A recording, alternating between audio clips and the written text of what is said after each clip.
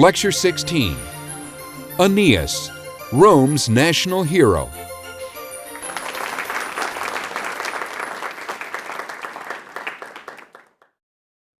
For the Greeks, the Iliad was the defining statement of their unique qualities.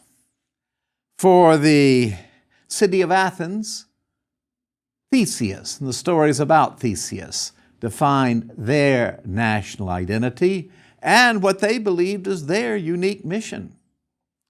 And the Old Testament, above all the stories of Genesis and Exodus, the books of Genesis and Exodus, define the unique national identity of the Jewish people. The Aeneid plays the same role for the Romans. And to understand how the Aeneid of Virgil serves as a means for conveying the highest truths that the Romans believed about themselves, how it conveyed their hopes, their aspirations as a people, how it served to revitalize the sense of national pride that Romans had. Go with me back to the year 29 BC as we date these matters. And we are with the Emperor Augustus and in Rome. And he is invited to visit him, the rather reclusive poet Virgil. "I much admire your work," said Augustus. "I was so pleased when Marcellus, my friend and advisor and your artistic patron, introduced us.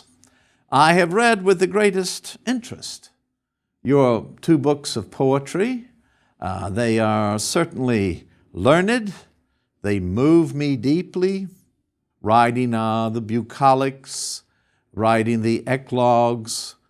I was so touched by the 4th of those eclogues, in which you foretold the coming of a golden age, in which a child would be born, and the lion would lie down with the lamb.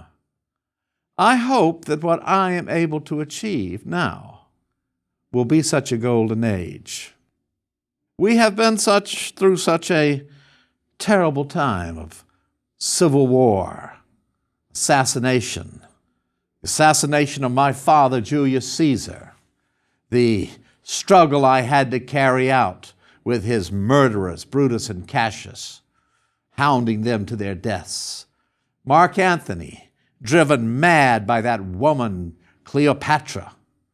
The man Antony who had once been my friend, I had to fight in battle and then look at his dead corpse. And finally, all the wars are over, I believe and I hope. I believe we will restore the empire, but I must do something more. I must restore and revitalize the Roman people themselves, to make them understand why they have been chosen to rule this world empire, why they are the special favorite of the god Jupiter.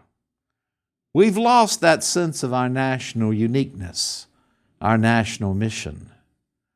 We have become interested only in material things. We look back with reverence, perhaps, upon the deeds of our ancestors who defeated Hannibal, but we believe that we are no longer capable. In short, I want you to write a national epic. I think your talents can have a far broader scope than writing poetry for a few learned specialists. I think you can write a poem that will go down through the ages. I think you will write a Roman Iliad and Odyssey. Will you do that? So with the Aeneid, the poem that Virgil would write at the behest of the Emperor Augustus, we can truly see the way in which an epic poem uses mythology to create a national identity, but at the same time to convey profound religious truths. Because the Aeneid is both a monumental poem, it is a work of history to describe how the Roman people came into being, and it is a religious work which asks the question, what happens to our soul after life? Are we punished for our bad deeds? And at the same time, is the most elegant propaganda statement ever conceived to celebrate the achievements of Caesar Augustus, known to his contemporaries as the Prince of Peace. The Aeneid tells the story of how Aeneas brought a small remnant of Trojans out of the disaster of the fall of Troy, how, driven by fate and by the anger of the goddess Juno, they made their way to Italy, where Trojans and Latins and even a colony of Greeks all came together to form what would one day be the Roman people and would lead to the foundation of this head of the world that would be the city of Rome. The poem begins with Virgil's telling of the wanderings of the Trojans. The goddess Juno is the patron goddess of the city of Carthage. And Virgil describes in the opening lines how it lies across the sea from Italy. It is a city of wealth and a city bent upon war. And part of Virgil's purpose in the Aeneid is to explain to the Romans why they had to fight those 3 desperate wars against Carthage in order to gain mastery of the world. So the goddess Juno loves Carthage, and it has been foretold that Rome would one day overthrow great Carthage. So Juno is determined to prevent the Trojans ever from reaching Italy and ever beginning the city of Rome. Now, here we come up with our mythological theme of the quest. And Aeneas is most certainly on a quest to found a new Troy as he sees it in these early days. He has lost his wife as they were making their way out of Troy amidst all the ruin and destruction. She simply slipped out of his hand, and he could never find her again.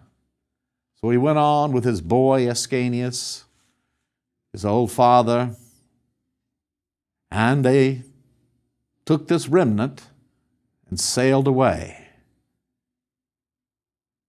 He comes first, after being driven by storms, to the shores of Carthage, already a mighty city, though in fact it wouldn't be founded in 753, but Virgil doesn't worry about chronology, nor should we. Already at the time of the Trojan War, let's say 1240, it was already a great city and ruled over by Queen Dido.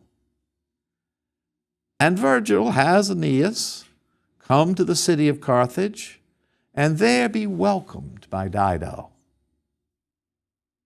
And the story of Troy is already known all over the Greek and Carthaginian world. In fact, the doors of her beautiful palace show scenes from the Trojan War. She feasts the Trojans, and just as in our other cases, like Ariadne, like Medea, she is immediately struck with love for Aeneas. And the goddess has intervened. Venus has sent down Cupid to shoot her through the heart so that Dido will love Aeneas and make him stay there in Carthage and not fulfill this destiny. So can the gods themselves control destiny? And after they have eaten, Dido asks, would it be too painful for you to relate the fall of Troy. No, no. Someday, even the most painful things can give us pleasure to look back upon in memory. It was at the time that we thought we had conquered that our fate was sealed. We made our way out. We found that wooden horse. And beware forever, this is where the saying comes from, of Greeks bearing gifts. For there was that gift of the wooden horse. And we brought it in, we feasted, and while we feasted, the Greeks attacked.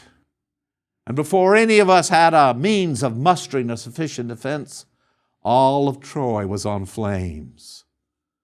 And the gods told me that it was my task to save just that remnant of Trojans and take them far away to Italy. And as she hears this strong, handsome warrior tell this painful story, her heart grows ever warmer and more passionate for him. He too is attracted to her. They go out on a hunt together. They ride away from the rest of the group, go into a cave, and there again at the behest of Juno, determined to keep Aeneas there in Carthage, they fall, both of them, completely in love. And Dido will later say that Aeneas promised and did marry her right then on the spot in the cave. Aeneas begins to sit beside her as a king with a queen. They begin building new great structures and temples inside the city of Carthage. And he's taken with love, taken with his duties, until suddenly the gods appear before him and ask, "Have you forgotten why we saved you? You saved me to go to Italy and have found a new Troy." Yes, and that is what you must do. But I've got obligations here now. That doesn't matter. I am pius Aeneas. Pius, that is the word Aeneas uses again and again to describe himself. I am the dutiful Aeneas, the one who always does his task, no matter how painful. Thus he begins to prepare his ships to sail away. He doesn't tell Dido. He doesn't really want to get mixed up in that sort of argument. You've seen how Medea failed to understand the career opportunity that was offered to Jason. And this too is a career opportunity, if you want to look at it in modern terms, to go off and found a whole new nation and to follow the will of the gods in the process. So Dido comes rushing down to where he is. "Didn't you even have the courage to come and face me? Darling, as painful as it is, this is what I must do. Even a tiger would have more mercy than you do. You are like stone. All right," she says, "if you leave me, I swear that I pray to the gods that there will be eternal enmity between my people and your people." And wanting to say many things, but following his duty, Aeneas sails away. Dido rushes into her palace. Her sister tries to prevent it, but Dido kills herself. And then the sister sets the body on fire. And as his ships row out of the harbor, Aeneas looks back and wonders what that fire is coming out of the palace. And so he has left behind the beautiful Dido and the easy comforts of love to sail and face the dangers of a new world. As Trojans come finally to Italy, land on the shores not very far from where the ancient port of Rome, Ostia, would later be located. a place called Lavinium, named after the king, King Latinus, and his daughter Lavinia. For this was the land of the Latins.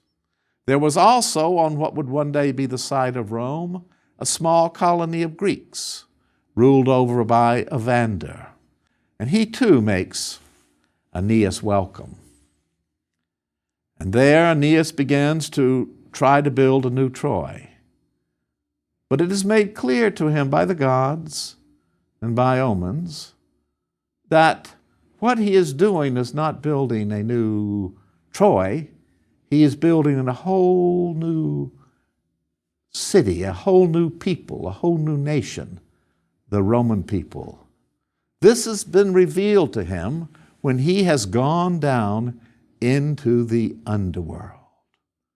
For he came to Cumae, a city located not far from Naples, and there at Cumae he found a golden bough, and with that golden bough he went down into the underworld.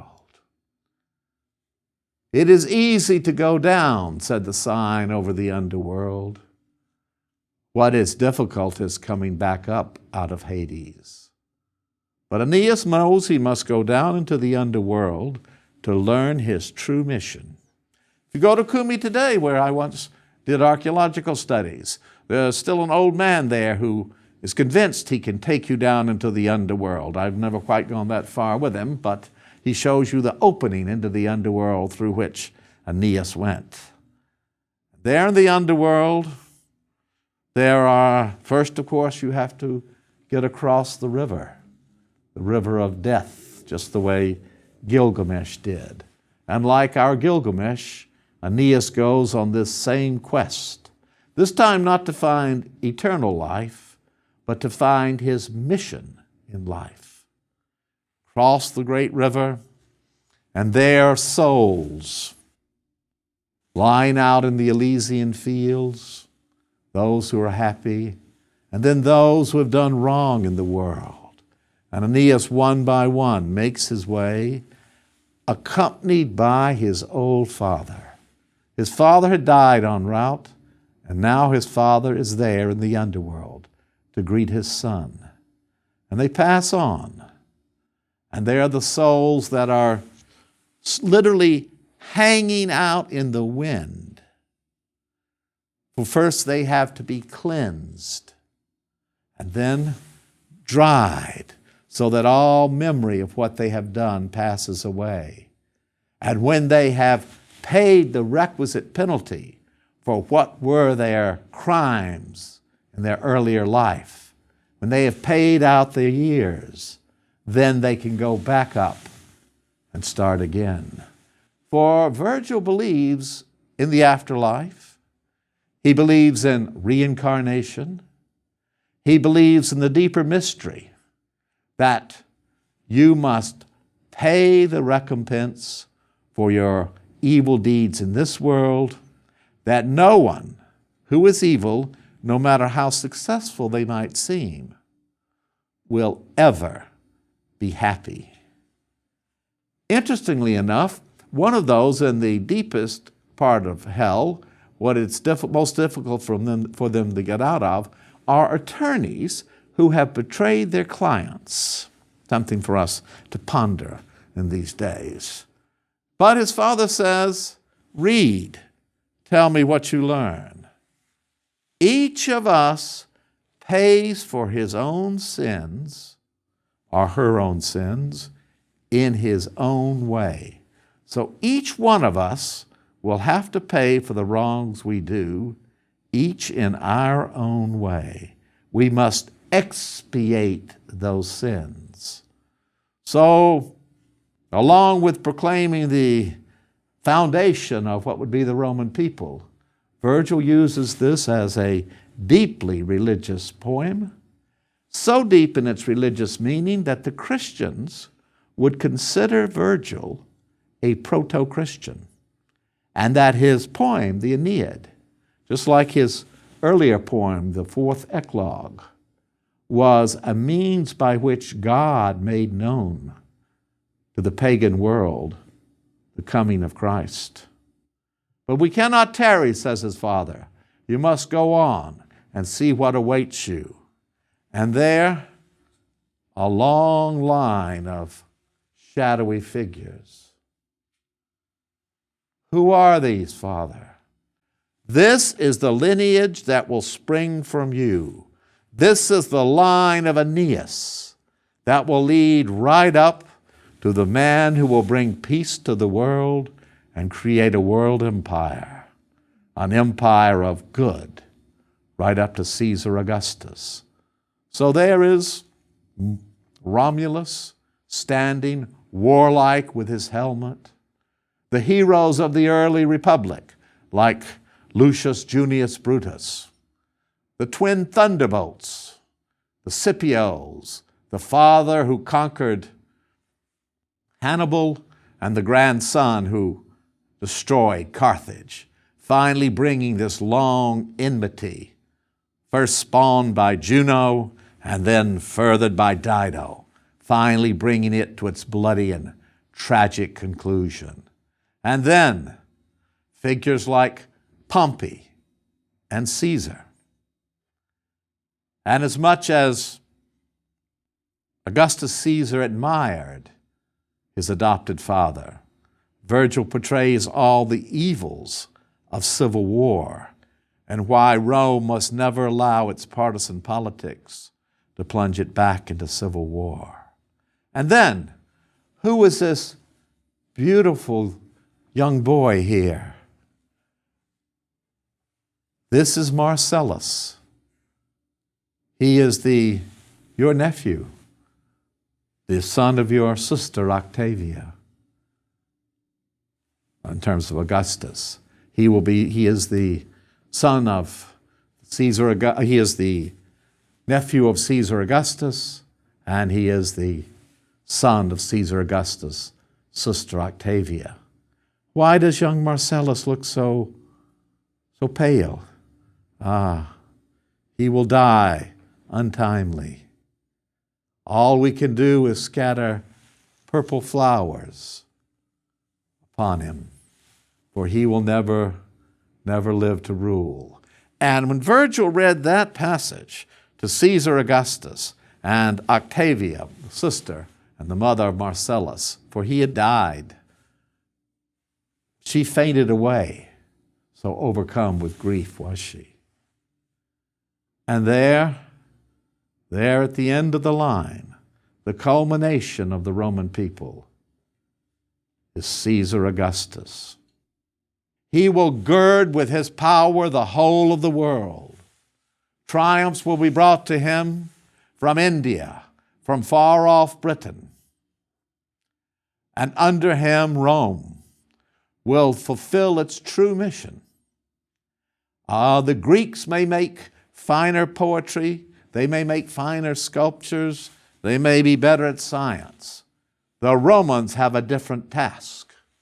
Jupiter has chosen the Roman people to war down the haughty and to raise up the weak, to conquer those who make war upon others, and to raise up the weak and oppressed. That might not be a bad motto for us to have for America.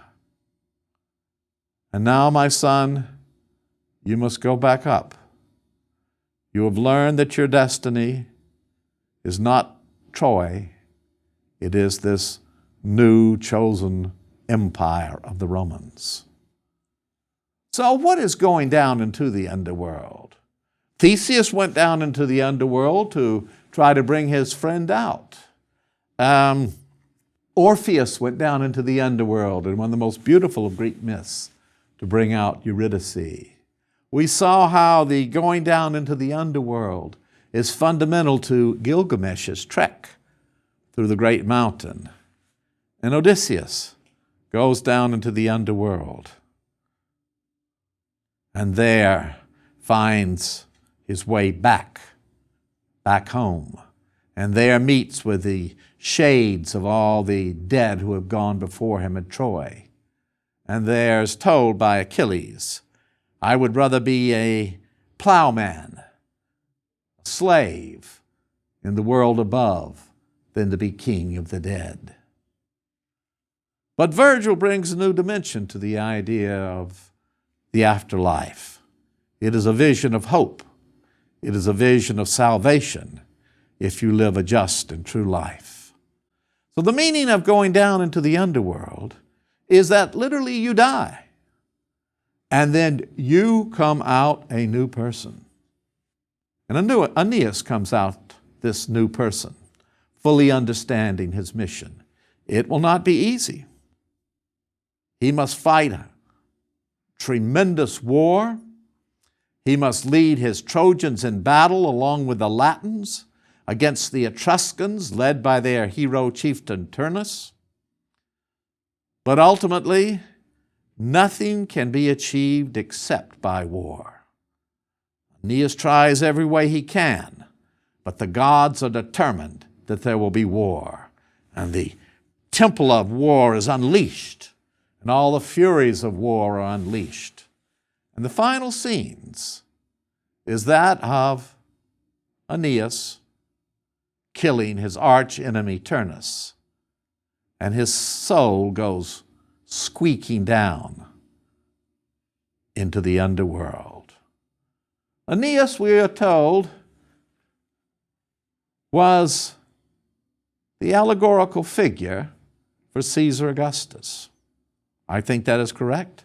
That is what the earliest commentators said.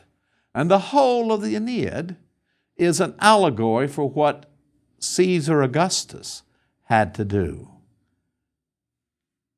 It was a myth to convey the higher truth of how Imperator Caesar Divi Filius Augustus had transformed the Roman world at the cost of his own self-interest. He had never wanted any of this power.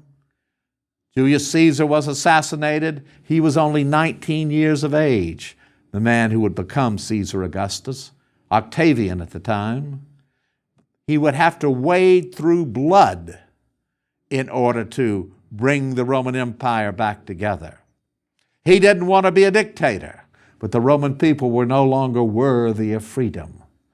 So, taking the simple title of princeps, the leader, he carefully gathered into his hands all real power, but he tried again and again to restore the republic, to give the Romans back their political freedom, and they did not want it. So he was like dutiful Aeneas. He was dutiful Augustus, living in a modest home, being faithful to his wife, living to the age of 77, suffering great sorrow. His beloved grandsons both passed away before him. The young Marcellus, in whom he had such hopes, passed away. But he transformed the world, and he made the Romans really worthy of their mission to bring peace and justice and prosperity to the world. The Aeneid is the most majestic example of a myth which conveys a higher truth about the destiny of the nation of Rome, and which conveys deep religious belief in the afterlife. Does it have a kernel of historical truth? Did Aeneas actually come to the shores of Italy in the 13th century BC? Did a Trojan ship land there? Well, archaeologists would say no. There are no Trojan artifacts, whatever that would mean, that had been found from the 13th century. It was only one ship. They had lost everything at sea. Were they expected to be bringing their armoires and their desks and dining tables with them? No. They blended with the local people. And that is what was special about Rome. The Athenians were very exclusive. The Jewish people were exclusive. But the Romans were inclusive. They were born of a mixture of Trojan, Latin, Greek, Etruscan, And ultimately, the empire built by Caesar Augustus would, in 212 AD, make of every inhabitant a citizen of this mighty commonwealth transformed out of an empire. So, the Aeneid, the allegory of the achievement of Augustus, of the Roman people, and their duty to the gods.